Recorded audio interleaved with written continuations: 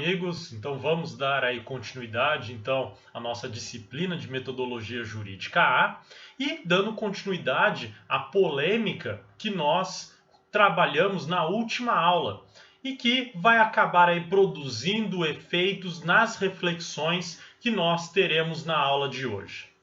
Veja só, quando a gente fala de direito, nós sempre estamos falando de uma ideia dogmática.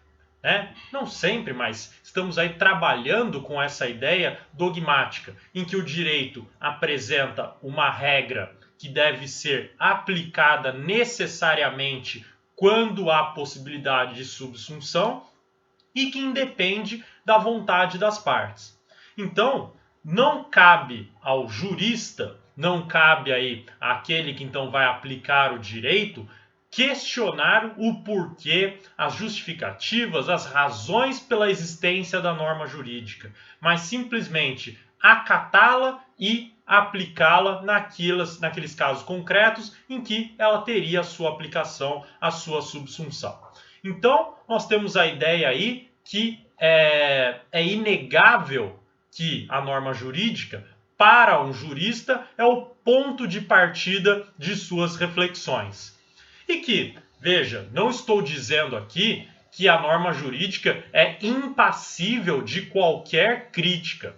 Longe disso. Ela pode ser criticada, mas não no campo do direito, da ciência do direito, tal qual defendida por Kelsen. Porque Kelsen, então, vai dizer que aquele que vai trabalhar com a norma jurídica cientificamente vai iniciar o seu raciocínio na norma para se chegar à própria norma.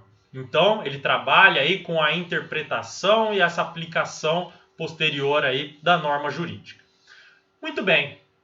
Por isso mesmo, como é inegável o ponto de partida da norma, do mesmo jeito, você tem a obrigação, ou até melhor dizendo que você, mas o próprio magistrado tem a obrigação também de produzir uma decisão. E veja que isso está muito claro na nossa Constituição, no momento que diz que o Poder Judiciário não deixará de apreciar lesão ou ameaça de lesão a algum direito. Está lá no nosso artigo 5º, um direito fundamental. Então veja, nós temos essa ideia que eu não posso negar a própria norma jurídica e toda vez que ela for aplicável, ela deve ser aplicada no caso concreto. Não tem como deixar de decidir sobre ela. Não tem como ter uma situação aí que seja indecidível, digamos assim.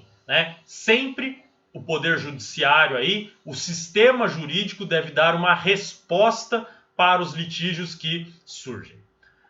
Agora veja o seguinte, que falar que tem que dar uma resposta para os litígios, para os problemas apresentados, é fácil se não pensado em toda a formalização desse procedimento. Em que sentido estou tentando falar isso daí para vocês? Que veja, como trabalhamos na última aula, um dos grandes problemas que a gente tem aqui do direito é aquela ideia de o direito tentar dar certezas naquelas incertezas. Então, o sentido produzido pela linguagem, que pode estar aí, então, dentro dos termos utilizados, eles são infinitos. Construções contextuais podem ser infinitas. E, no máximo, na combinação dos termos, da forma como eu faço, as intenções que eu utilizo, eu tento traçar algumas balizas para que eu reduza o campo interpretativo. Mas, além disso, veja que o direito, ele quer certeza, ele quer impor a sua ideia. E, por isso, então, ele vai querer determinar um sentido que seja unívoco para aquele símbolo, para aquele significante. Só que, ainda que ele tente fazer isso, para desenvolver esse sentido unívoco, ele precisa também da interpretação. O que pode, diante de uma incerteza que se buscou uma certeza, originar novas incertezas. Então a gente tem esse grande problema aí, que inclusive foi trabalhado aí com maior profundidade na nossa última aula. Agora veja só, acontece que, ainda que isso aconteça, o direito tem como finalidade, ainda assim, tentar decidir as questões que são postas a ele. Então, mesmo que ele crie incertezas, ele vai tentar aí, no máximo possível, trabalhar com símbolos, significados, de forma que cause a menor dúvida possível. Como o próprio professor Tércio Sampaio diz, o mínimo de perturbação social possível. E para isso, então, quando esse problema começa a ser percebido pelas civilizações, pelos seres humanos, nós começamos a desenvolver ferramentas, ainda que ferramentas, digamos, rudimentares dentro do direito, e ainda que esse problema tenha sido percebido de maneira incompleta ou também rudimentar por muitas gerações que se passaram, que se debruçaram sobre ele, mas começa a se pensar algum jeito de talvez criar um método, dar ênfase nessa interpretação para que a torne mais precisa. Vou dar um exemplo histórico para vocês. Na antiguidade, e temos isso como um brocardo jurídico nosso, nós temos a ideia de que na clareza cessa a interpretação. Veja, essa ideia tenta estampar aí que se você lê o texto e você entendeu, não há por que realizar qualquer tipo de interpretação. Seu exercício termina ali, na leitura, porque o texto é claro. E veja, isso é determinado pelo brocardo jurídico, se vocês não se recordam, que é o in claris cessa a interpretatio, né? In claris cessa a interpretatio.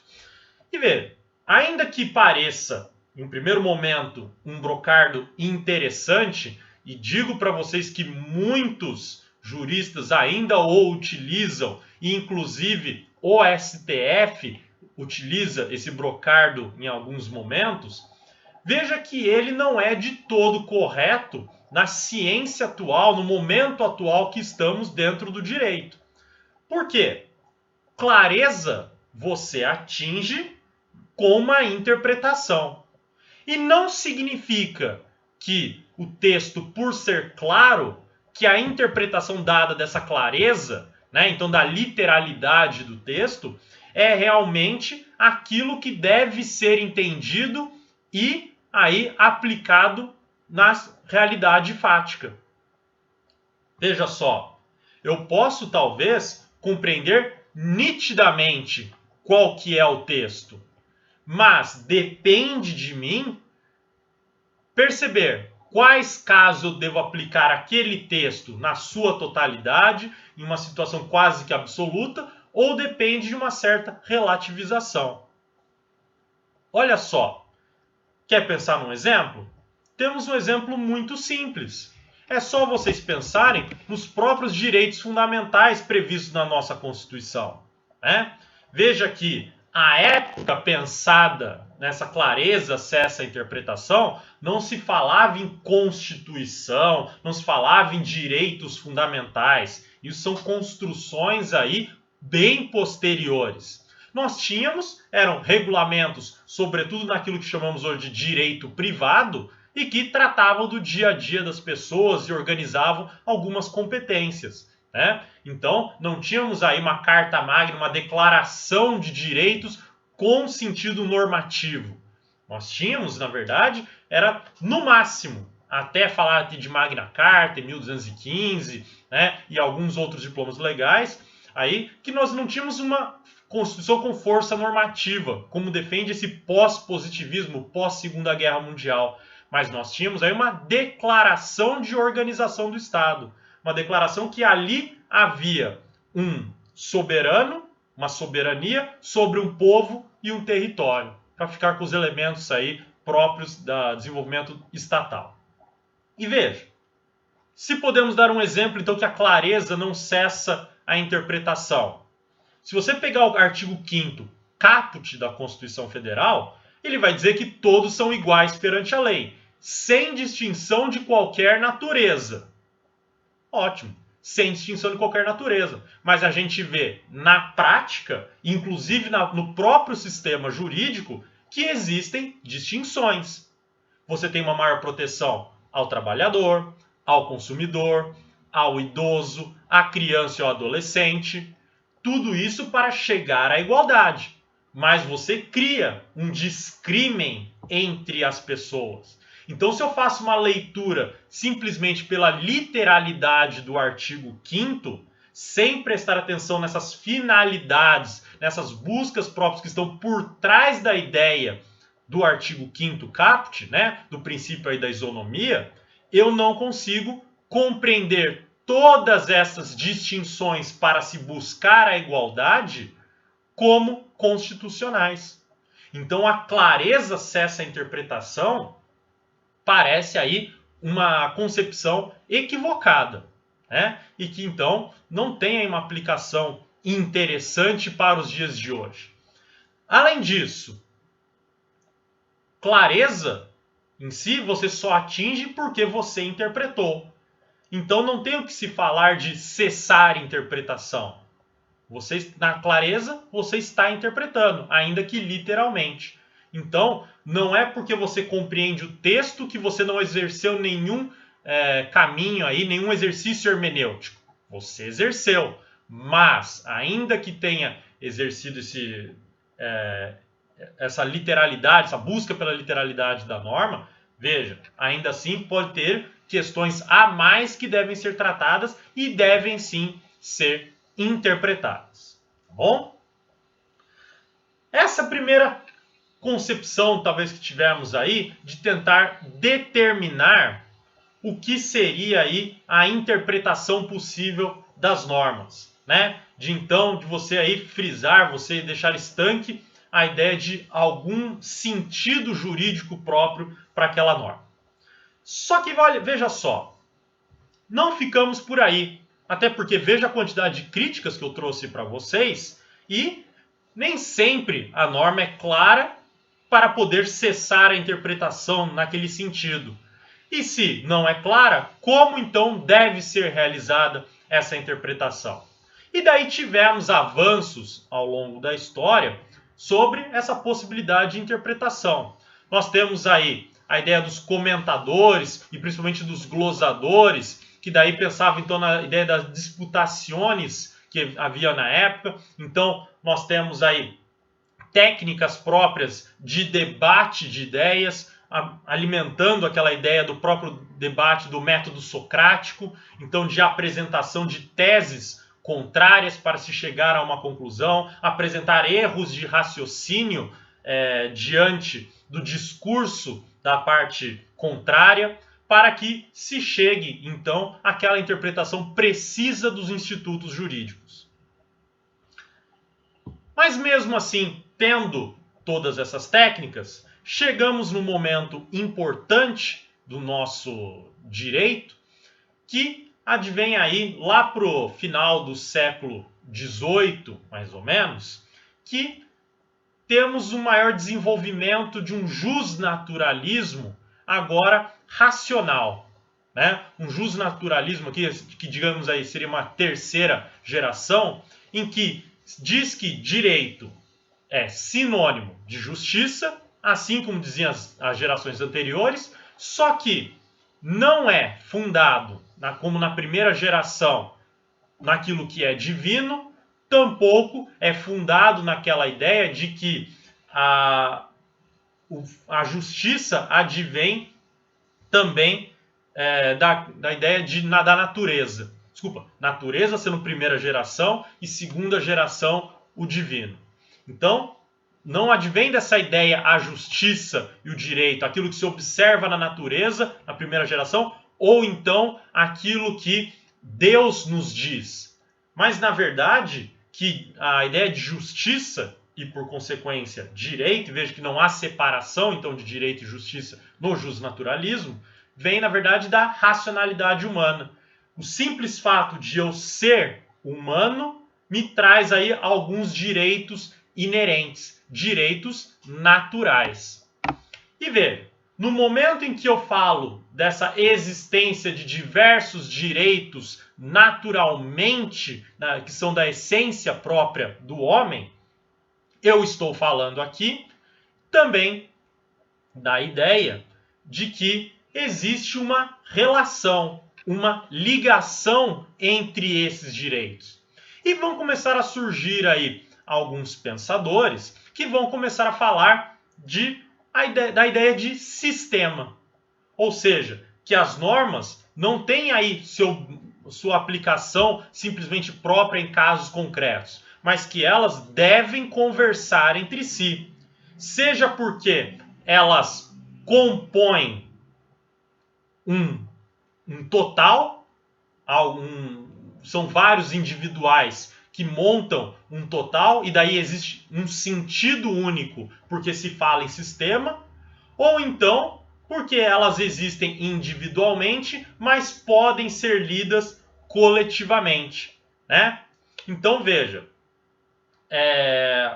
eu tenho a concepção de que cada peça, como se fosse um relógio, né? A ideia de sistema, que cada peça então tem a sua função própria, tem a sua existência própria, mas que eu posso então uni-las e elas terão uma harmonia entre si, como também eu posso dizer que, além de elas terem essa sua função individual, a sua produção individual, ainda assim, quando eu olho para o sistema como um todo, eu consigo também extrair outras finalidades, outros sentidos e outros objetivos, tá? O professor Tércio faz uma comparação muito interessante. Naquele primeiro sentido, o relógio, que se você desmonta o relógio, então,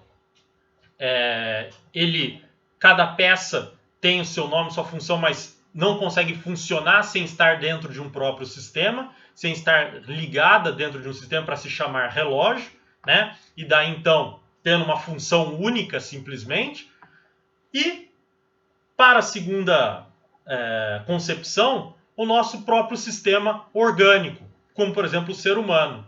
Cada órgão tem a sua função própria, tem a sua atividade própria, mas quando ligados juntos, né, todos unidos, eles ganham também um novo significado, acresce um novo significado para eles, né? E não só tem significado quando estão todos juntos, tá bom? Muito bem. Visto então toda essa ideia de sistema, toda essa concepção então que nós temos de que as normas precisam estar aí unidas, que daí então elas ganham algum sentido, aí seja maior, ou então elas ganham por si só o sentido que já estava predestinado para elas, veja que daí então começa a se pensar, afinal, se eu estou falando de sistema, então eu tenho que fazer uma leitura que é além daquela norma jurídica particularizada. E se eu tenho que fazer uma leitura que está além, então eu preciso saber o método pelo qual eu devo fazer essa leitura. E aí então começam a surgir aí metodologias próprias. Como então fazer aí para interpretar? E daí então começamos a falar de uma hermenêutica em si aplicada ao direito, uma técnica própria para delimitar o sentido das normas. E o primeiro que eu posso trabalhar aqui com vocês, que se debruçou sobre isso, aí, digamos assim, particularmente, com maior atenção, nesse primeiro momento, é o Zavni, nos seus métodos tradicionais de interpretação, que vocês já conhecem, que são os 4 principais métodos de interpretação, né? O gramatical, naquele então que se busca o sentido conforme a língua utilizada. Então, quais são as regras, no caso nosso, de português que nós utilizamos para compreender, para dar sentido às palavras, as construções sintáticas, né? Então, utiliza aí no método gramatical.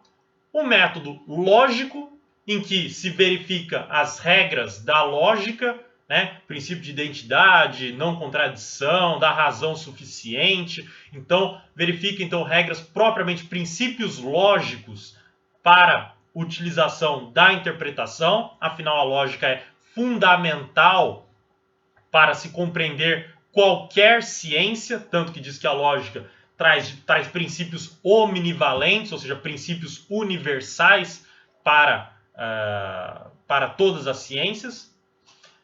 Além disso, nós temos o método histórico. E o que é o método histórico?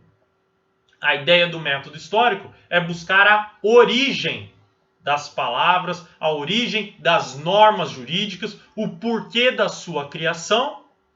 E, finalmente, o método sistemático, que é observar o próprio sistema, né? Olhar aí de maneira global, na estrutura toda, como que aquela norma se encaixa.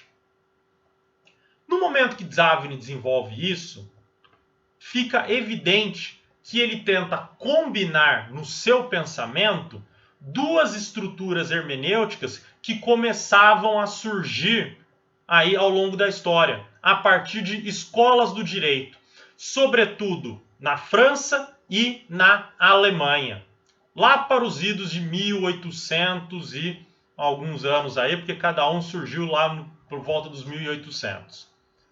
Olha só, se vocês pegarem a França e verificarem, por exemplo, a escola da exegese, que dizia que o juiz era o juiz boca da lei, que não cabia ao juiz qualquer interpretação, mas aplicar o Código Civil francês diretamente, você percebe aqui que existe uma supervalorização daquilo que era o pensamento do legislador. E veja, isso derivado do próprio contexto histórico que nós estávamos falando. Um período aí, pós-Revolução Francesa, em que havia se derrubado toda aquela estrutura de poder anterior. E que a burguesia, então, ascende ao poder e tenta, então, impor a sua ideologia contrária à ideia daqueles que eram os soberanos anteriores. Então, veja, uma das formas que eles pensaram foi justamente desenvolver uma legislação própria. Daí temos o Código Civil francês. Esse Código Civil francês, ele vai então ser imposto à sociedade e para os órgãos estatais, sobretudo os juízes que poderiam ainda ter algum vínculo com aquela nobreza anterior, esses juízes então são obrigados a não interpretar, né? Ou seja, aquela ideia também muito próxima de clareza, na clareza cessa a interpretação, né? Em que então aquilo que está no código tem que ser passado, tem que ser feita a subsunção diretamente à realidade, sem qualquer interpretação. Logo, o que prevalece?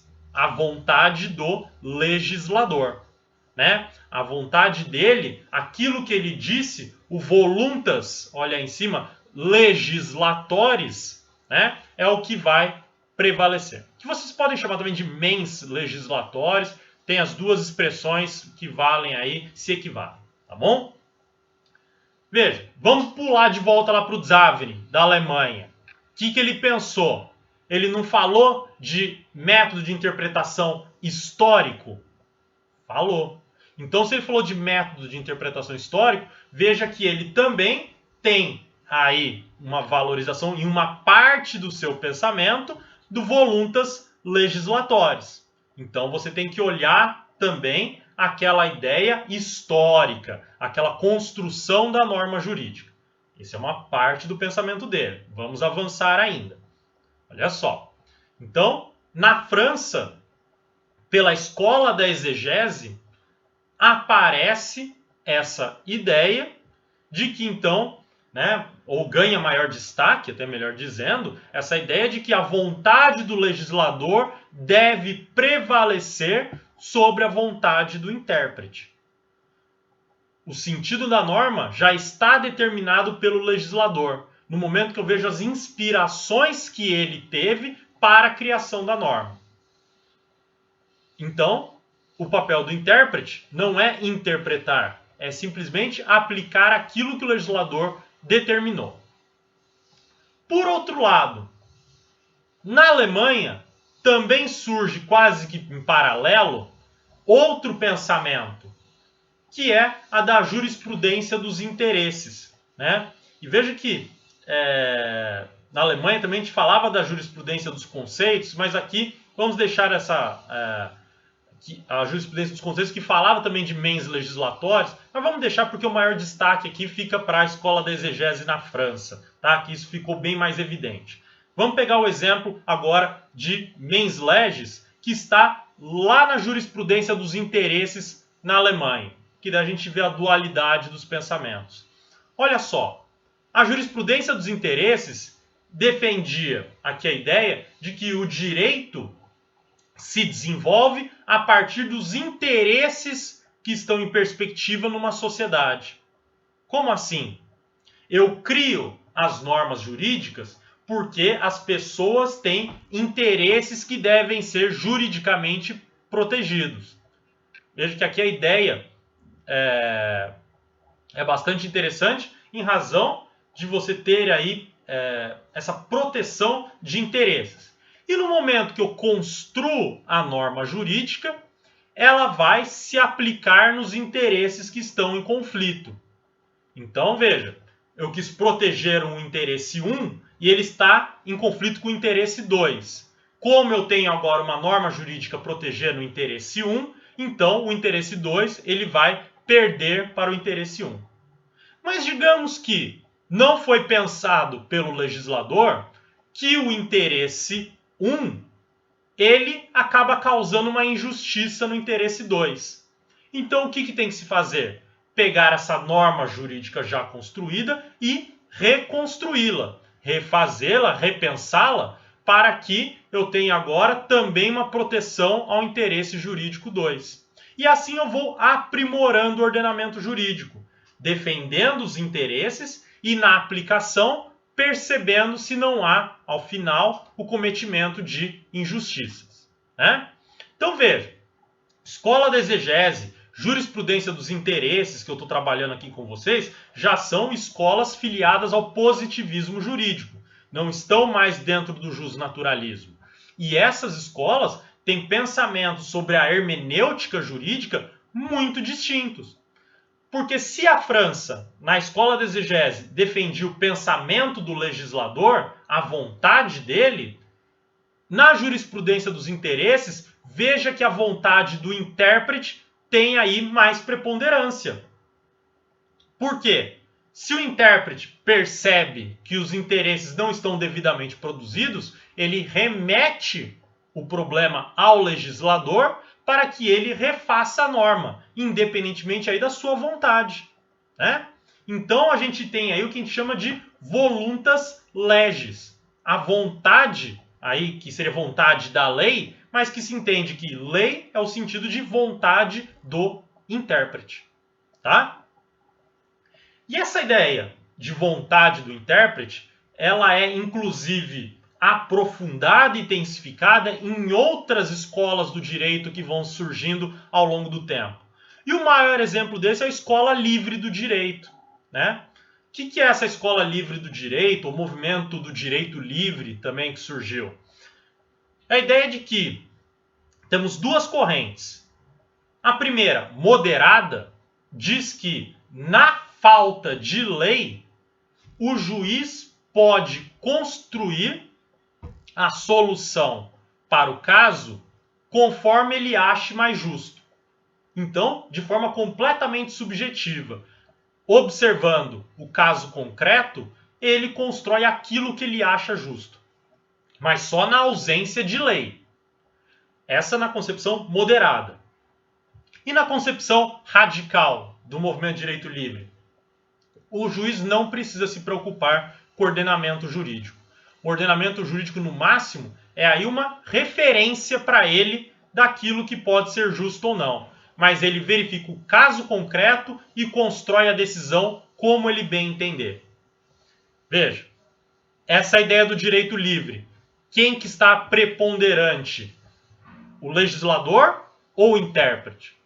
Com certeza o intérprete, porque pouco importa a atividade do legislador, ou até na concepção moderada, a atividade do legislador é aí muito mínima. O que importa é como o juiz vai decidir. Tanto que daí a gente fala de novos métodos de interpretação agregados ao de Zavni, que vai falar então de método sociológico, teleológico, né? Então aí vamos falar de questões muito mais de axiologia dentro da interpretação, tá bom? Muito bem. Então veja que temos aí historicamente, pelas construções dessas escolas do direito que eu apresentei para vocês, a ideia de uma defesa da vontade própria do legislador, em que ela deveria prevalecer, e a outra ideia é que deve prevalecer a vontade da lei. Vamos voltar lá para o Zavni e ver então o que ele pensou. E olha aqui a tentativa dele, que é própria da genialidade dele, de tentar aí então resolver o problema. Ele desenvolveu quatro métodos de interpretação, como eu falei para vocês, né? Gramatical, lógico, histórico e sistemático. Olha só, no momento em que ele falou da interpretação histórica, ele quis fazer referência a essa vontade própria do legislador, que deve-se buscar aquilo que historicamente se construiu e se pretendeu. Por outro lado, quando ele fala de sistema, do método sistemático, de verificação da estrutura em si, dos fundamentos próprios da norma, veja que aqui ele está falando de uma atividade meramente do intérprete. Aqui uma atividade daquele que, diante daquela norma jurídica, ele vai fazer uma leitura a partir daquilo que já está posto no sistema. Então ele também vai valorizar aí a ideia da voluntas legis. Então veja, Zavni, quando ele funda a chamada Escola Histórica do Direito, né, e daí ele tem as suas defesas próprias para a utilização, para a manutenção da utilização do corpus iuris civilis dentro do direito alemão, mas essa é uma outra história aqui que não nos interessa nesse momento. Ele vai falar que a interpretação, então, depende de dois grandes elementos. Um fator subjetivo e um fator objetivo. O subjetivo, essa vontade do legislador, o pensamento dele, e o objetivo, que ele chama de espírito do povo. Como que vai funcionar, então, no pensamento dele essa interpretação?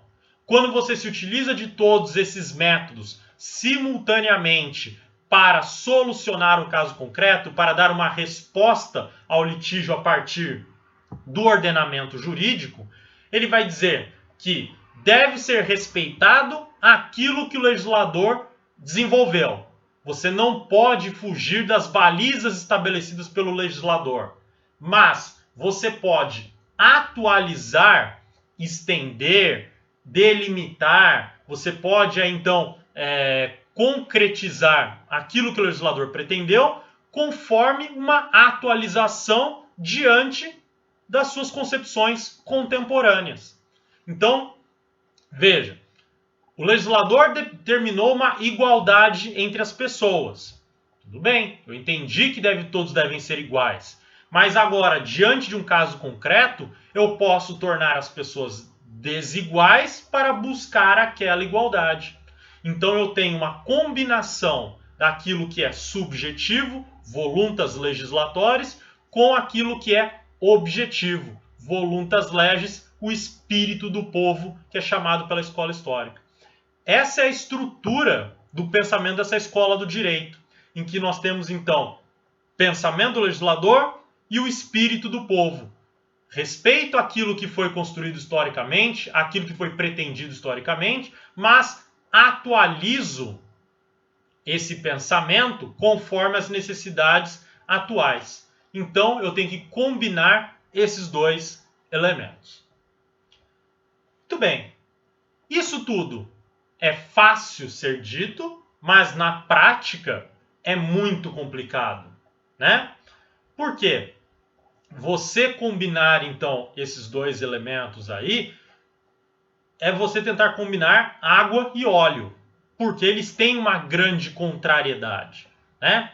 Que veja, quando eu falo do pensamento aí do legislador, eu falo de uma interpretação que é ex tunc, digamos assim, né? Que eu tenho que retornar às origens da norma. Enquanto que, quando eu falo de uma interpretação aí pela voluntas legis, eu falo de uma ideia ex nunc. No momento, o que eu consigo entender da norma posta, pronta, para resolver o caso concreto. Com isso, então, nós temos uma enorme polêmica e naquilo que a gente chamou de corrente subjetivista, voluntas legislatores, e corrente objetivista, que é a voluntas legis. Quais críticas, então, são feitas pelos objetivistas para os subjetivistas? Veja, legislador. Quem que é legislador? Veja que é uma figura sem rosto, sem personificação. Porque, na verdade, legislador é uma competência legal. Alguém que foi atribuída a função de legislar e agora está sendo chamado de legislador. Logo, como que eu posso falar que uma competência, no nosso caso uma competência constitucional, legítima aí, ela tem uma vontade própria? Não tem. Vontade é intrínseca ao ser humano e o legislador não seria um ser humano. É uma competência tão somente. Segundo ponto, que é também discutido aí, é a ideia de que se você tem que resgatar a vontade do legislador, qual que é a segurança, qual que é então a certeza que me dá uma norma jurídica? Afinal, se o legislador editou mal aquela norma, redigiu de forma ruim, então eu tenho que ignorar simplesmente a regra pronta e ir atrás da vontade desse legislador? Então, se eu perder aí esses propósitos historicamente construídos, se eu então não tiver mais acesso aos debates legislativos, né? Então, se perder essas intenções, eu não tenho mais como interpretar essa norma jurídica, eu tenho que deixá-la de lado agora. Qual que é então a confiança que é extraído da própria norma em si, dos termos jurídicos utilizados? E finalmente, se eu tenho que observar o que é a vontade do legislador, como que eu explico outras fontes do direito, como por exemplo a jurisprudência? Que o juiz, como intérprete, vamos pensar lá, interpretação autêntica, ele vai delimitar o sentido da norma. E daí, nas reiteradas decisões, acaba por complementar o nosso ordenamento jurídico. Ele inova no ordenamento jurídico pela jurisprudência. Como ele poderia inovar se a interpretação seria algo aí exclusivo do legislador? Não faria sentido a explicação dessas outras fontes do direito, tá? Mas veja, não são só os subjetivistas, né, que são criticados. Que nós podemos criticar também os objetivistas. E em que ponto que nós podemos discutir?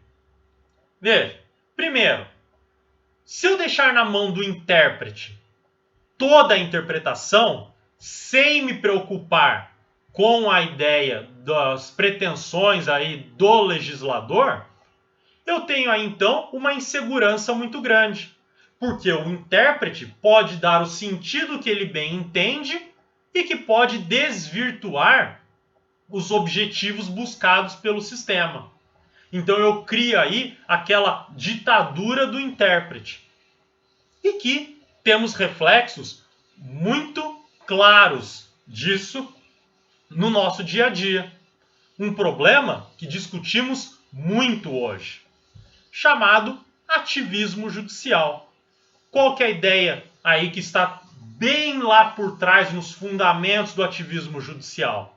É ignorar a vontade do legislador, a delimitação de competências, a delimitação então dos poderes, e que o juiz, como intérprete, realizando a voluntas legis, ele vai então dar o sentido da norma que ele bem entende que é o correto, né? Sem se atentar aí aos limites impostos pelo próprio sistema jurídico.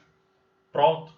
Nós temos aí uma crítica muito forte também à preponderância tão somente da voluntas legis.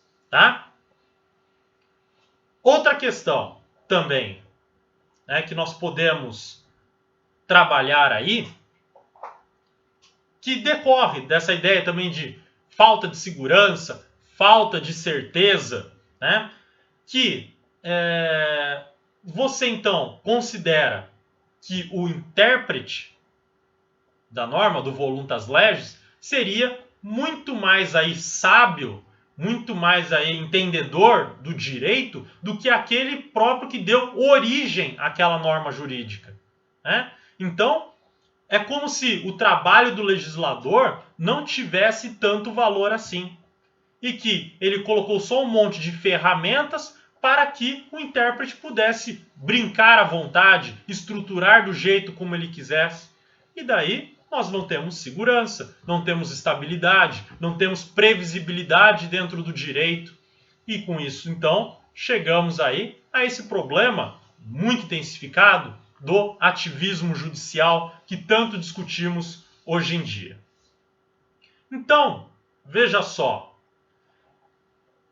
no final, nós percebemos o seguinte, que se eu valorizo somente a vontade do legislador, a figura, então, essa histórica do legislador, eu tenho um autoritarismo gigantesco.